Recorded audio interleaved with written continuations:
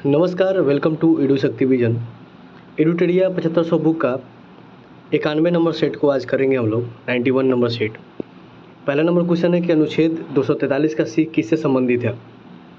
तो भाई 243 नंबर जो सेट है ये संबंधित है पंचायतों की संरचना से। Option number D. 73वां संविधान संशोधन से पंचायती राज को संवैधानिक दर्जा मिला था 1992 में, लेकिन 24 अप्रैल 1993 से ये लागू हुआ, इसीलिए 24 अप्रैल को हम लोग क्या मनाते हैं, पंचायती राज दिवस मनाते हैं हम लोग। 11वां अनुसूची भी पंचायती राज से संबंधित है। उसमें सब्जेक्ट्स कितने हैं, 29 विषय पर कानून बना सकती है पंचायती राज। दूसरा नंबर क्वेश्चन है कि संयुक्त राष्ट्र सुरक्षा परिषद के अस्थायी सदस्यों के संबंध में निम्नलिखित में से कौन सा कथन सही है। तो सही है पूछा है। तो अस्थायी सदस्य कितने हैं, तो अस्थायी सदस्य होता है, टोटल जो सदस्य होता है वो 15 होता है, जिसमें 5 जो होता है अस्थायी सदस्य होता है यानी कि परमानेंट मेंबर होता है, और 10 जो होता है ये नॉन परमानेंट मेंबर होता है, अस्थायी सदस्य होता है। ये 10 जो है ये पहले 6 हुआ करता था, तो पहला नंबर कथन जो है वो सही है। दूसरा नंबर है कि 2 वर्ष की अवधि के लिए निर्वाचित होता है, तो ये बिल्कुल बात सही है, यानी कि 1 और 2 दोनों सही है।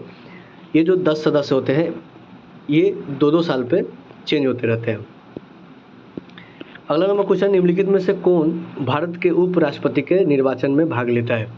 तो भारत के उपराष्ट्रपति के निर्वाचन में जो भाग लेता है वो लोकसभा के सदस्य होते हैं, राज्यसभा के सदस्य होते हैं, दोनों के मनोनीत और निर्वाचित दोनों सदस्य होते हैं, यानी कि 1 और 2 ऑप्शन नंबर ए हो जाएगा। चौथा नंबर क्वेश्चन है कि संविधान सभा द्वारा राष्ट्रीय ध्वज को कब स्वीकार किया गया था। तो ये किया गया था 22 जुलाई 1947 को, यानी कि 4 नंबर क्वेश्चन का हो जाएगा बी। इसके बाद अगर देखेंगे तो राष्ट्रीय गान जो था, राष्ट्रगान यानी कि जन गण मन को स्वीकार कर किए थे हम लोग कब, 24 जनवरी 1950 को। लेकिन राष्ट्रीय जो प्रतीक है, जो अशोक स्तंभ है, इसको कब स्वीकार किए थे, इसको किए थे 26 जनवरी 1950 को। अगला नंबर क्वेश्चन है, किस चार्टर अधिनियम के तहत भारत में दास प्रथा को अवैध घोषित कर दिया गया था। ये बात है 1833 के चार्टर एक्ट अधिनियम का, जिसमें दास प्रथा को अंत कर दिया गया था। अगर 1833 के चार्टर अधिनियम को अगर देखेंगे तो इसमें सत्ता का क्या किया गया था, सेंट्रलाइजेशन किया गया था, केंद्रीकरण कर दिया गया था, जिसमें सभी जो गवर्नर थे, बंगाल के जो गवर्नर जनरल थे उसको हटा करके उसको क्या बोल दिया गया, भारत के गवर्नर जनरल बोल दिया गया था, और बाकी जो गवर्नर जनरल है इसके अधीन कर दिया गया था। तो सत्ता का क्या हुआ था, सत्ता का कर दिया गया था केंद्रीकरण। कंपनी का जो व्यापारिक एकाधिकार था उसको समाप्त कर दिया गया, उसको क्या बना दिया, प्रशासनिक इकाई बना दिया गया था। 1813 के अधिनियम में जो चाय और चीन दोनों पे जो एकाधिकार बचा हुआ था उसको भी समाप्त कर दिया गया, कब, 1833 के चार्टर अधिनियम में। पहली बार अगर विधि आयोग को देखेंगे तो 1833 में प्रथम विधि आयोग का गठन हुआ। इसके अध्यक्ष कौन थे, इसके अध्यक्ष था लॉर्ड मैकाले। अगला क्वेश्चन है कि सार्वजनिक धन का संरक्षण कौन होता है। सार्वजनिक धन का संरक्षण कौन होता है, ये होता है कैग, CAG। आर्टिकल इसका कितना है, 148 नंबर आर्टिकल में कैग का परिभाषा दिया, कैग के बारे में जानकारी है। 7वां नंबर क्वेश्चन है, राज्य लोक सेवा आयोग के सदस्यों को निम्नलिखित में से किसके द्वारा निष्कासित किया जा सकता है। ये कौन कर सकता है, ये कर सकता है राष्ट्रपति, ऑप्शन नंबर बी। निम्नलिखित में से कौन राज्य सूची का विषय नहीं है। तो कल के सेट में भी ये देखे थे कि समाचार पत्र जो है ये समावर्ती सूची का विषय है, यानी कि कॉन्क्रीट लिस्ट का पार्ट है, और इसमें इस विषय पर जो कानून है ये बना सकता है सेंट्रल और स्टेट दोनों। अगला क्वेश्चन है 9 नंबर क्वेश्चन का, आधुनिक कंप्यूटर के खोजकर्ता, आधुनिक कंप्यूटर का खोज सर्वप्रथम किस वर्ष हुआ था। ये हुआ था 1946 में, ऑप्शन नंबर ए। किसके द्वारा, तो जॉन मॉचली। चरित्रहीन पुस्तक के लेखक निम्नलिखित में से कौन है, ये है शरत चंद्र चट्टोपाध्याय, ऑप्शन नंबर सी। चरित्रहीन पुस्तक शरत Chandra Chattopadhyay, option number C. निम्नलिखित में से कौन जननायक के रूप में जाना जाता है। तो जननायक किसका उपनाम है, ये है कर्पूरी ठाकुर का, बिहार के CM रह चुके हैं, ऑप्शन नंबर सी हो जाएगा इसका। बिरजू महाराज का संबंध किस शास्त्रीय नृत्य से है, तो ये है कथक से, ऑप्शन नंबर बी। अंतर्राष्ट्रीय परमाणु ऊर्जा अधिकरण IAEA का मुख्यालय कहाँ पे है, ये है वियना में, ऑप्शन नंबर सी। IAEA का मुख्यालय वियना में। हिंदुस्तान एरोनॉटिक्स लिमिटेड यानी कि HAL का स्थापना कब हुआ था? ये हुआ था 1940 में। और डेट क्या था? डेट था 23 दिसंबर 1940। इसका हेडक्वार्टर कहाँ पे है? बेंगलोर में है। और वर्तमान में इसके MD कौन है? ये थे DK सुनील। निम्नलिखित में से किस शासक को शिलादित्य कहा जाता है? तो शिलादित्य कहा जाता है हर्षवर्धन को। Option number D, Harshvardhan. किस वंश के शासनकाल में तीनों संगम का आयोजन किया गया था? ये हुआ था पांड्य के समय में। 3 जो संगम हुआ था वो पहला हुआ था मदुरई में, दूसरा हुआ था कपाटपुरम में, और तीसरा कहाँ पे हुआ था? उत्तरी मदुरई, जो आज का मदुरई है, उत्तरी मदुरई में। पहला जो मदुरई है उसका अध्यक्षता कौन किया था? अगस्त्य ऋषि किए थे। दूसरा कपाटपुरम का जो अध्यक्षता है वो कौन किया था? वो तोलकापियर किया था। और तीसरा जो उत्तरी मदुरई में हुआ था उसका अध्यक्षता कौन किया था? नक्कियर किया था। तोलकापियर जो है वो तोल्कापियम नाम का एक पुस्तक लिखा था, जो कि तमिल व्याकरण, सबसे प्राचीन तमिल व्याकरण है वो। किस वंश के शासनकाल में तीनों संगम? ये तो देख लिया हम लोग। Option number B, Pandya. किस वंश के शासकों में सर्वाधिक समय तक दिल्ली सल्तनत पर शासन किया था? ये किया था तुगलक वंश। Option number D. कब से कब तक? 1320 से 1414 तक, यानी कि लगभग 94 साल तक लगभग शासन किया था। और तुगलक वंश के जो संस्थापक था वो था गियासुद्दीन तुगलक। खतौली का युद्ध कब हुआ था? खतौली का युद्ध हुआ था 1817-18 के बीच में। ऑप्शन नंबर ए। किसके किसके बीच में? तो मेवाड़ के जो राजा थे राणा संगा और इब्राहिम लोदी, जो कि लोदी वंश का शासक था इब्राहिम लोदी, उसके बीच में हुआ था 1517-18 के बीच में। किस शासक के शासनकाल में उपनिषदों का फारसी भाषा में अनुवाद किया गया था? ये किया गया था शाहजहां के काल में। Option number D. Deccan education society की स्थापना निम्न में से किसने की थी? ये किए थे बाल Gangadhar Tilak. Option number B, बाल गंगाधर तिलक ने दक्कन एजुकेशन सोसाइटी का स्थापना कब किए थे? 1884 में। और इसी एसोसिएशन ने पुणे में एक कॉलेज खोला था जिसका नाम था फर्गूसन कॉलेज। कब? 1885 में, फर्गूसन कॉलेज। निम्नलिखित नेताओं में से कौन स्वदेशी के समर्थक थे? तो स्वदेशी के जो समर्थक थे वो थे Aurobindo Ghosh. Option number B. Anushilan Samiti का गठन किसके द्वारा किया गया था? ये किया गया था पी मित्रा का, और उसके मेंबर थे BD सावरकर भी उसके मेंबर थे। फ्रेंच क्रांति के दौरान दूसरी संपत्तियों का हिस्सा कौन था? ये था उच्च वर्ग के लोग। Option number D. निम्नलिखित घटनाओं का कालाक्रम में रखिए। 4 युद्ध है, चारों युद्ध को क्रम वाइज सजाना है। तो अगर देखेंगे मराठा युद्ध, तृतीय मराठा युद्ध, ये कब हुआ था? 1817 से 18 के बीच में। 1817 से 18 के बीच में हुआ था मराठा युद्ध, थर्ड वाला। उसके बाद अगर बर्मिस युद्ध देखेंगे, बर्मा वाला युद्ध प्रथम, तो ये हो गया था 1824 से 1826 के बीच में। उसके बाद एंग्लो अफगान युद्ध यानी कि अफगानिस्तान वाला युद्ध, प्रथम अफगानिस्तान युद्ध का हुआ था 1839 से लेकर के 42 तक हुआ था। उसके बाद सिख युद्ध प्रथम वाला कब हुआ था? ये हुआ था 1845 से लेकर के 46 तक।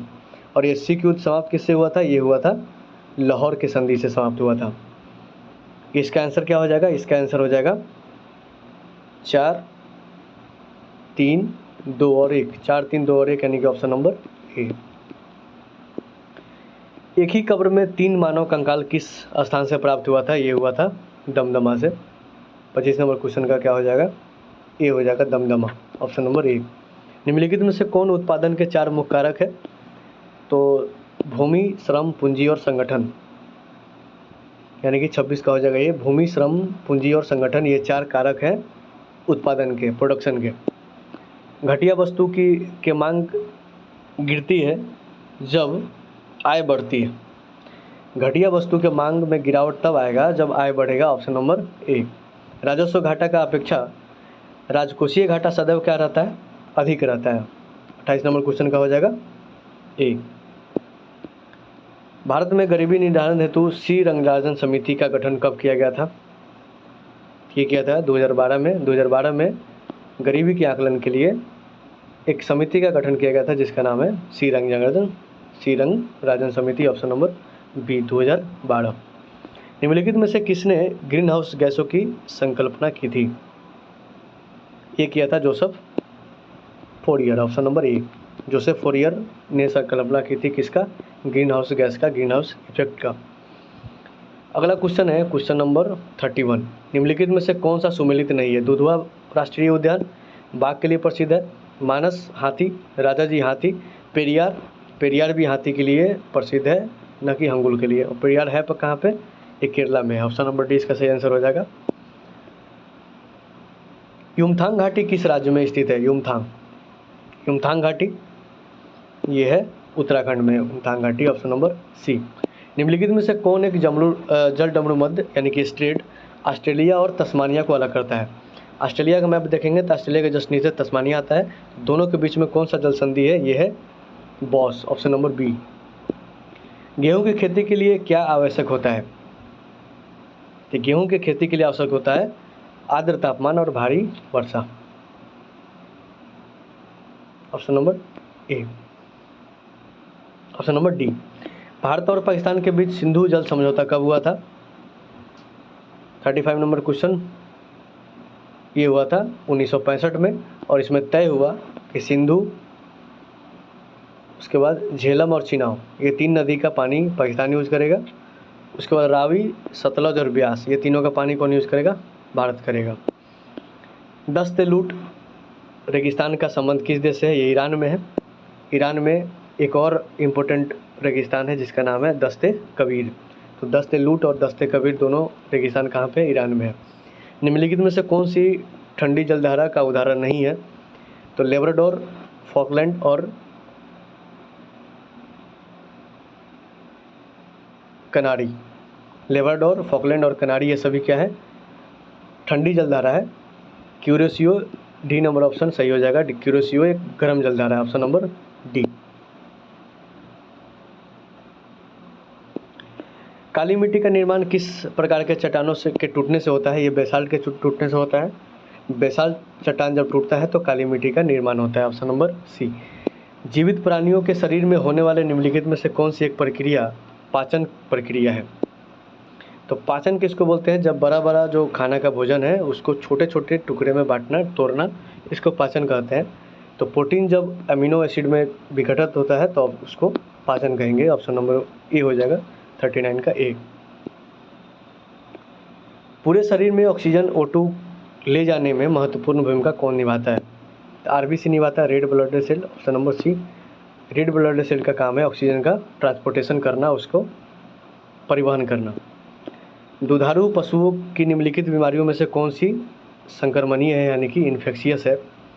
तो फुट माउथ, ब्लैक क्वाट, एंथ्रेक्स और काउपॉक्स ये चारों जो है इन्फेक्शियस डिजीज है जानवरों में जो एक दूसरे से संक्रमण हो सकता है। तो 1, 2, 3, 4 यानी कि ऑप्शन नंबर डी इसका सही आंसर हो जाएगा। अगला क्वेश्चन है 42 नंबर। ट्राइग्लिसराइड क्या है? ट्राइग्लिसराइड क्या है? तो ट्राइग्लिसराइड है विटामिन वसा।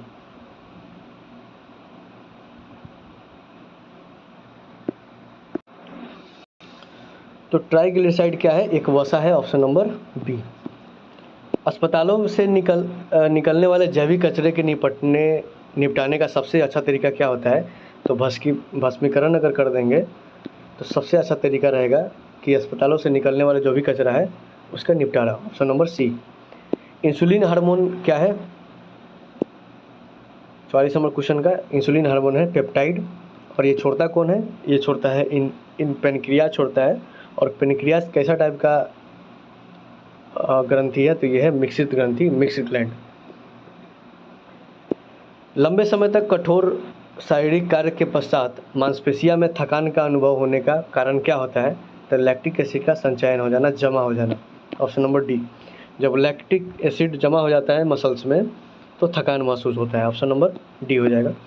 जीवित प्राणियों में क्रमिक विकास की दृष्टि से निम्नलिखित में से कौन सा क्रमिक विकास का सही अनुक्रम है? तो सार का उदबिलाव में और उदबिलाव का कच्छप में, यानी कि 40 नंबर का हो जाएगा, 40 नंबर का हो जाएगा उदबिलाव का कच्छप में और कच्छप का सार्क में, ऑप्शन नंबर ए। निम्नलिखित में से कौन धनात्मक आवेश रहित होते हैं? तो ये होता है कौन सा? गामा किरणें, ऑप्शन नंबर बी। लिटमस विलयन जब न तो अम्लीय होता है न तो क्षारीय होता है, तब कौन सा रंग का होता है? ये बैंगनी कलर का होता है, ऑप्शन नंबर डी।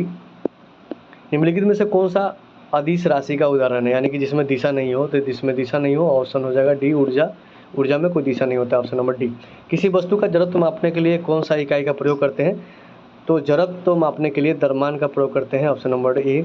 जिसका द्रव्यमान सबसे ज़्यादा होगा वो उसमें ज़्यादा जड़त्व पाया जाएगा, फोर्स ऑफ इनर्शिया पाया जाएगा। इसके बाद स्मरणीय तथ्य है कि सतपुरा की सबसे ऊंची चोटी को धूपगढ़ बोलते हैं हम लोग। दक्कन का पठार में स्थित है महाराष्ट्र में। धारवाड़ का पठार है कर्नाटका में। बाबा बुदन और ब्रह्मगिरी की पहाड़ी कहाँ पे है? कर्नाटका में है। नीलगिरी की पहाड़ी कहाँ पे? तमिलनाडु में है। और इसका सबसे ऊंची चोटी को क्या बोलते हैं? डोडा बेटा बोलते हैं। पूर्वी घाट तथा पश्चिमी घाट का मिलन कहाँ पे होता है? नीलगिरी हिल्स पे ही होता है। दक्षिणी भारत की सबसे ऊंची चोटी है अनाईमुडी। भारत के पूर्वी समुद्री तट एवं उसका विभाजन। कोरोमंडल तट है कन्याकुमारी से लेकर के कृष्णा डेल्टा तक। और गोलकुंडा तट कहाँ से है? कृष्णा डेल्टा से लेकर के गोदावरी डेल्टा तक। उत्तरी सरकार तट है गोदावरी से उत्तरी तटीय भाग तक, उड़ीसा के आसपास में। भारत के पूर्वी तट का स्थित प्रमुख बंदरगाह जो है वो पारादीप है। पारादीप कहाँ पे? उड़ीसा में, कोलकाता में, पश्चिम बंगाल में, और विशाखापट्टनम आंध्र प्रदेश में। पश्चिमी समुद्री तट अगर देखेंगे तो उसको कोंकण तट है गुजरात से गोवा तक, और केनारी तट है गोवा से मंगलुरु तक। मालाबार तट है मंगलुरु से कन्याकुमारी तक। भारत में पश्चिमी तट पर प्रमुख बंदरगाह है, ये है कांडला जो कि ज्वारीय बंदरगाह है जो कि है गुजरात में। मारवा गोवा है गोवा में। मुंबई है महाराष्ट्र में। और नावा सेवा है महाराष्ट्र में नवी मुंबई में। और मैंगलोर है कर्नाटका में। कोची है केरल में। उसके बाद पोर्ट ब्लेयर में स्थित है दक्षिणी अंडमान में स्थित है पोर्ट ब्लेयर। और अंडमान निकोबार द्वीप समूह की सबसे ऊंची चोटी को हम लोग सेंडल पीक बोलते हैं। पम्मत द्वीप कहाँ पे स्थित है? ये मन्नार की खाड़ी में स्थित है। मिलेंगे 92 नंबर सेट के साथ। Thank you for watching. धन्यवाद।